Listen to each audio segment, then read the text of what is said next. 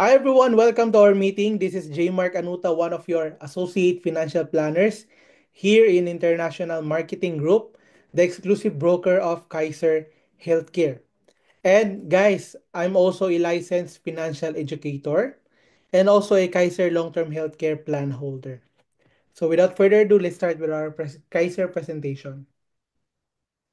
So sino nga ba si Kaiser? Kaiser is a 3-in-1 investment. So Ultimate Kaiser Health Builder. So si Kaiser, hindi lang siya healthcare, meron siyang life insurance at meron ka ring savings or investment dito kay Kaiser. So sino ba yung mga nagtitiwala kay Kaiser? So si Kaiser, pinagkakatiwalaan siya ng DOH or Department of Health dahil accredited po si Kaiser with DOH.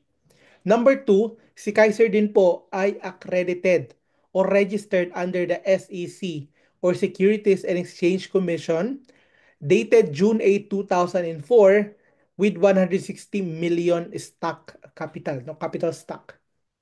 And Kaiser is also registered no with a secondary license from Insurance Commission with license number HMO-2017-04-R. And our medical director, Dr. Leia Uyolo, is an active officer of PAMOC or Philippine Association of Health Maintenance Organization Companies in the Philippines. So, yun po yung mga credentials ni Kaiser. So, Kaiser, meron po tayong accredited na hospitals nationwide. So, from Luzon, Visayas hanggang Mindanao, marami pong mga accredited na hospitals na pwede nating pagdalhan sa sarili natin just in case na magkaroon tayo ng medical emergencies. So, magagamit po natin si Kaiser sa mga accredited private hospitals. Sino ba yung mga nagtitiwala kay Kaiser? Sino ba yung mga malalaking companies at corporate accounts na nagtitiwala kay Kaiser? Isa na dyan, pinaka number one is yung Senate. No, yung Senado natin, Kaiser po yung ginagamit nila na healthcare. Yung Supreme Court, yes guys, no? Pati Supreme Court, Kaiser po yung gamit nila dyan. Court of Appeals, yung PIZA or Philippine Economic Zone Authority, Kaiser po yung gamit nila na healthcare. At of course, yung Philippine Coast Guard. Kaiser po yung ginagamit nila ng healthcare. Ganyan po ka-trusted at ganyan po kaganda si Kaiser. So, ano na ba yung mga hospitals na covered ni Kaiser? So, if you're in Manila, you're familiar with this, no? Yung mga St. Luke's, Makati Med, The Medical City, Manila Med, and etc. Napakaraming hospitals po. Hindi ko na maisa-isa. Napakaraming hospitals na accredited si Kaiser na pwede nating gamitin nationwide. Yes guys, nationwide. Sa amin nga, liblib na lugar, no? Merong nga accredited na hospital doon. Sa amin sa Cotabato. So ngayon naman, i-explain ko sa inyo, ano yung concepts about buying healthcare. Because most of the people dito nagkakamali. Dahil hindi nila naintindihan na meron palang dalawang klase ng healthcare. Merong short-term at merong long-term healthcare. So sa short-term healthcare, unahin natin i-discuss to. Ito yung tinatawag na traditional HMO. Usually, itong short-term healthcare, ito yung mga provided ng companies natin. Kung magbibigay ng health card yung company nyo, ito yung binibigay nila, short-term healthcare po. Number one, renewal is not guaranteed if with high claims. Example, last year, palagi ka nagkakasakit, marami kang sakit. There's a good chance na baka hindi ka na makapag-renew o hindi mo na maibabalik yung healthcare mo kasi medyo risky ka no, para sa company. Number two, yearly increase of premiums. Habang tumataas yung edad mo, lumalaki din yung premiums na binabayaran mo. Yun yung nasa short term. And generally, no insurance coverage, but some provide insurance but very low coverage.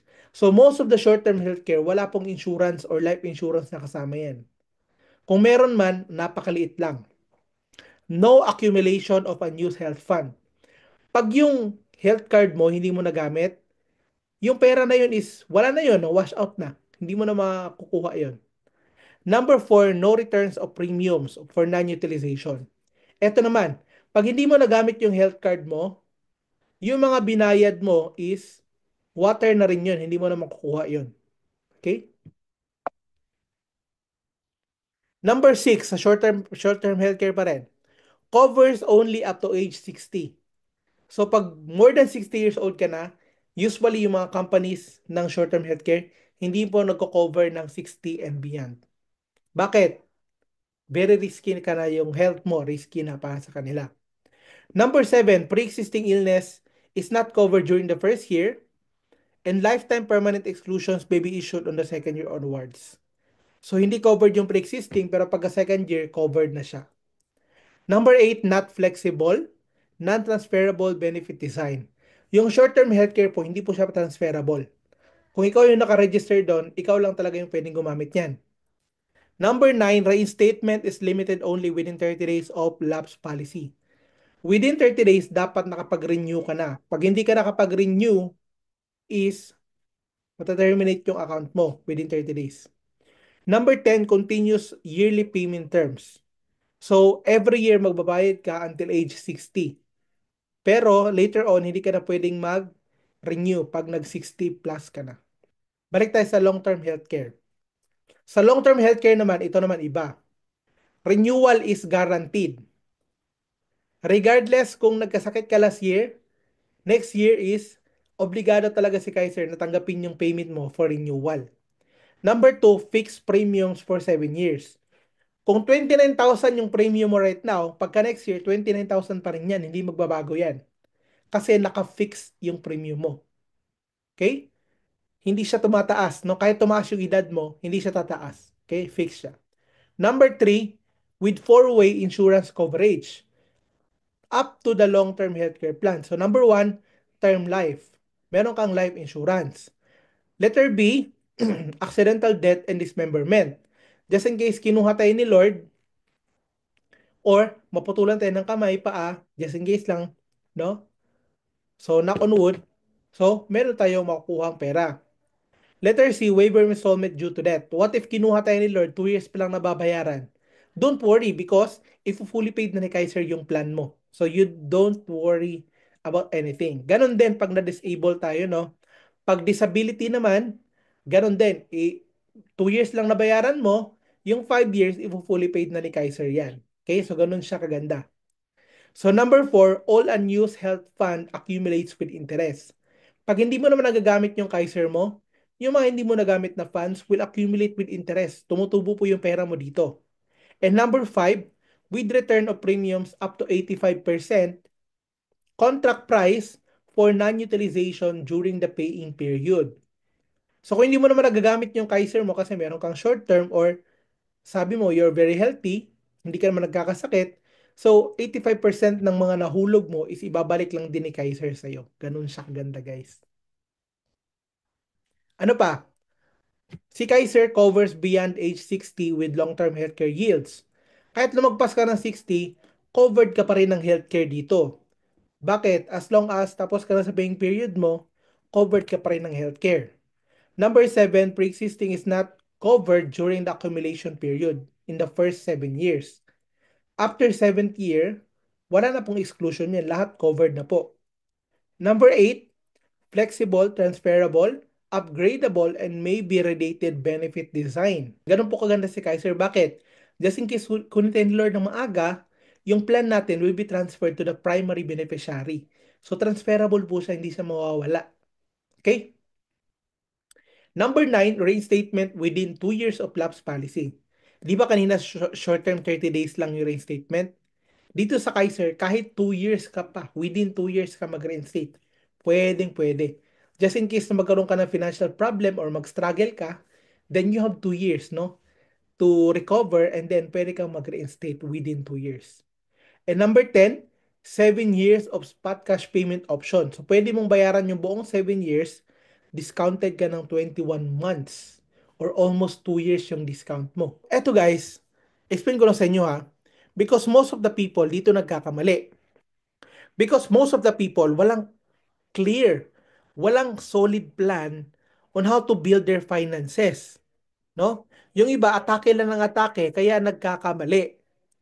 In order to build your solid financial foundation, you need to start on the floor. Bakit? Nakikita na ba kayo ng bahay na inuna yung bubong? 'Di ba? Sisimula tayo sa pundasyon, sa pinakasahig. 'Di ba? Like building a house, you must build it from the ground up. So bakit we highly recommend Kaiser? Because dito kasi most of the people direkta sa investment. Kahit walang emergency fund, walang baon sa utang, walang life insurance, walang long-term healthcare. Meron kang investment. Paano kung nagkasakit ka? E di withdraw mo rin yung investment mo because you are not protected with your health. Pero kung meron kang healthcare, hindi mo magagalaw yung investment mo. Now, the good thing lang about Kaiser because when you have Kaiser, meron kang long-term healthcare, meron ka ng life insurance, at meron ka ng investment. Tatlo kaagad yung tatamaan. That's the reason we highly recommend that you get your own Kaiser plan. 'Di ba? And aside from that, yung problemahin mo lang is yung emergency fund and then debt management. But if you have Kaiser, meron ka ng long-term healthcare, health card, meron ka pang life insurance, meron ka pa investment. So tatlo kaagad yung tatamaan mo. You can easily build your solid financial foundation. Okay? Because sa buhay ng tao, meron lang tatlong tanong. Number one, what if I die too soon? What if mamatay ako na maaga? Who will take care of my family? Number two, what if I get sick? What if magkasakit ako, no? Who will take care of me? And number three, what if I live too long? Who will take care of me? Sagutin natin yung number one. What if I die too soon? Who will take care of my family? Yung solution natin dyan, life insurance, which is nasa Kaiser din. Instant money na pwedeng pamalit sa income na nawala.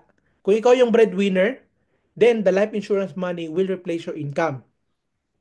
What if I get sick? Who will take care of me? Solution, healthcare. 'Di ba? Pag na-hospital tayo, meron tayong healthcare, meron tayong health card, meron tayong HMO, then we can use that to take care of us. What if I live too long? Mabuhay ako ng mahaba, 'di ba? Gustong-gusto natin 'yan. Who will take care of me? Siyempre, yung investment will live on interest on investment and long-term care. Kasi pag matanda na tayo, hindi tayo makakapagtrabaho. So yung goal natin, dapat meron na tayong mga investment para sa interest na lang tayo mabubuhay sa investment natin. At dapat meron tayong long-term healthcare because pag matanda na tayo, marami mga sakit na lumalabas. So ang kagandahan lang kay Kaiser guys, ang maganda lang kay Kaiser is 7 plus 13. 7 years ka lang dito mag-iipon. Bakit ko sinabing ipon? Malalaman natin mamaya. 7 years ka lang dito mag-iipon at 13 years lang yung maturity. You don't need to wait until age 99 para mag-mature yung plan mo because not both but some of the insurance is you need to wait until age 99 para makuha mo yung maturity mo. Dito sa Kaiser, 13 years lang yung waiting period. Ito yung mga benefits natin sa saving period. Number one, annual physical examination benefits. Number two, dental benefits. Number three, waiver installment due to death or credit life. Ito yung sinabi ko kanina. Just in case, kinuha tayo ni Lord ng maaga, no? 2 years pa lang nababayaran, yung 5 years, ipo-fully paid na ni Kaiser. Waiver installment due to disability, pag na-disable naman, ganun din. Kahit 3 years lang nabayaran, yung remaining 4 years ng 7 years, ipo-fully paid na yon. Inpatient benefits, pag na-hospital, members' choice of room and board, annual benefit limit of 60,000 for K100 plan, term life insurance for 20 years, accidental death and dismemberment for 20 years, lifetime network access for over 1,000 hospitals and over 2,000 doctors as long as you have funds. Ano ba yung mga laman ng annual physical examination natin? So, this will be administered by accredited clinic. So, yung APE coverage natin, yung basic 5. Physical examination, chest x-ray, no? Magastos po yan. Pero libre lang yan kay Kaiser. Routine fecalysis, routine urinalysis, complete blood count, CBC, and ECG for members above 35, and pap smear for female members above 35 years old and or as required. Yung dental benefits naman, ito yung coverage niya.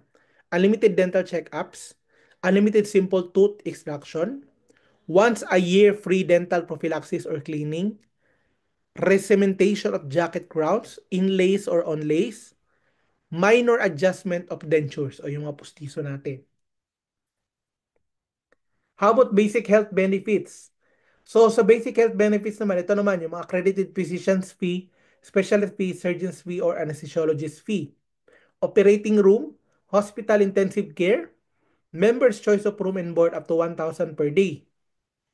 Yearly medical benefit limit of 60,000 per year after full payment the first year of the total premium. This is based on the K100 plan, yung recommended namin na plan. So dito naman sa extended period, ito namang 8th year up to the 28th year. So halos same lang sila ng benefit noong paying period. Yung naiba lang dito is meron na siyang outpatient benefits. Consultation and check-up included na po yan dito sa 8th year up to the 28th year. Number 3, maternity, pre-existing illnesses, and dreaded diseases ay covered na din po. Okay? So pre-existing, maternity, covered na po in the 8th year onwards. So dito kay Kaiser, yung mga hindi natin nagagamit na health funds is mag-accumulate lang po siya, no? Mag-accumulate lang po. Example, sa K100 plan, yung total maturity value niya abot po ng 1.1 million. Ngayon, meron kang tatlong option kung anong gagawin mo sa 1.1 million. Number 1, pwede mong i-withdraw yung entire maturity value. Tax-free po yan ha, tax-free. Number 2, withdraw only a portion of the maturity value. Yung the rest, iwan mo lang and tutubo pa rin yan. I mean, magagamit mo pa rin sa hospitalization. And number 3, pwede mo rin i-retain yung maturity value with Kaiser and let it continuously grow 10% yearly. Okay? So ito yung maganda yung number 3. So bakit maganda yung number 3? Just in case, 20 years old ka nag-start, 22 years old ka nag-start, so at age 42, tapos na yung Kaiser mo, nag-mature na. So meron kang 1.1 million ngayon. So yung 1.1 million mo, sabi mo, hindi ko naman kailangan pa kasi active pa ako sa work, no? Eh, hindi ko naman kailangan galawin yung pera kasi para sa healthcare ko nga, pababayaan mo na lang. Ngayon, 42, at age 60, nag-compound na yung pera mo. Magiging 6.4 million na siya because tumutubo nga kasi merong interest.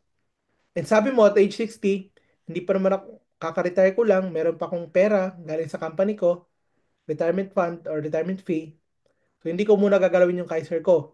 At age 65, naging 10.4 million na yung pera mo and meron kang 1 million na benefit limit healthcare at age 65. So, 1 million yung coverage mo per year sa 10 million. At pababayaan mo lang yan onwards, lalaki ng lalaki yung funds mo. Okay? Sample lang po yan. So, bakit maganda si Kaiser? Number 1, only 7 years ka dito mag-iipon. Number 2, yung mode of payment natin monthly, quarterly, semi-annual at annual. Pag annual, 2 months po yung discount. Pag semi-annual, 1 month. 13 years to wait for maturity. You don't need to wait age 99 para makuha mo yung benefit or yung maturity value. Dito, 13 years lang. Tax-free po yung total accumulated amount of your investment. Wala pong tax yan from the government. 30 days po yung grace period natin at pwede mag-reinstate within 2 years. Transferable po sa beneficiary pag, just in case, kunin tayo ni Lord na maaga. Field partner and insurance commission regulated. So a year from now, you will wish you had started today. So bakit ko nasabi? Because look at me. Ako po yan. Ako yan mismo. Ako po yan. Si J. Mark Anuta po yan, no? Makikita nyo sa billing, J. Mark Baligwat Anuta. So ako po yan. Hospital po ako last January 2021. And ang nangyari po sa akin is nagka-dengue po pala ako. As in, nagbi-bleeding na yung mga gums ko dyan, no? And makikita nyo naman, nasa private room ako kaya ako lang mag-isa, no? Kasi private room talaga yung request ko. Kasi meron tayong healthcare na kay Kaiser. Yung bill ko na 44,000, ganun kalaki guys. 3 days lang ako dyan pero 44,000 kagad yung bill ko. Ang bilis ng patak ng bill, no? Pag nasa private room ka. So 44,000, naging 4,000 pesos na lang. So ganun kaganda si Kaiser. So saan kaya ako maghanap ng 40,000 dyan kung wala akong pera? No? Wala akong pera talaga, no? So, saan ko hanapin yan? Buti na lang meron akong Kaiser Healthcare. Napagaan talaga yung dinadala na bigat ng puso ko during that time because sabi ko, nakarecover nga ako sa sakit pero ang laki naman ng bill ko. Buti na lang, meron akong Kaiser Long-Term Care at Kaiser yung nagbigay no, ng kaginawaan sa akin. Thank you so much Kaiser no, for saving me that time. Okay? So, don't worry guys because si Kaiser, online na po lahat. No? Online na po lahat yung transactions with Kaiser.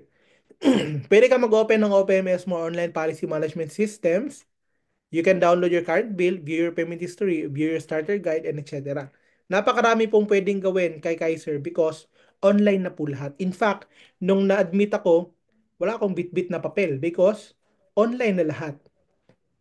Okay? So yung Kaiser natin, 7 years program to siya. And pwede kayo mamili ng mga plans dito. Pag 10 to 40 years old, pwede po sa K45 minimum. Pag 41 to 50 years old, pwede po sa K60 minimum. 51 to 60 years old, yung minimum is K75. Yung recommended namin is K100. Ito yung best seller namin. Now, if you want to get this Kaiser, you can contact me, no? Pwede nyo akong kontakin if you're interested with your Kaiser. So, you can contact me, Jmark Anuta, 0995-231-9127. Pwede din kayo mag-send ng email sa akin, jmark.anuta@img@gmail.com. Or pwede din kayo mag-message sa akin sa Facebook if you're comfortable through Jmark Anuta. So, yun lang po. Maraming salamat. God bless everyone.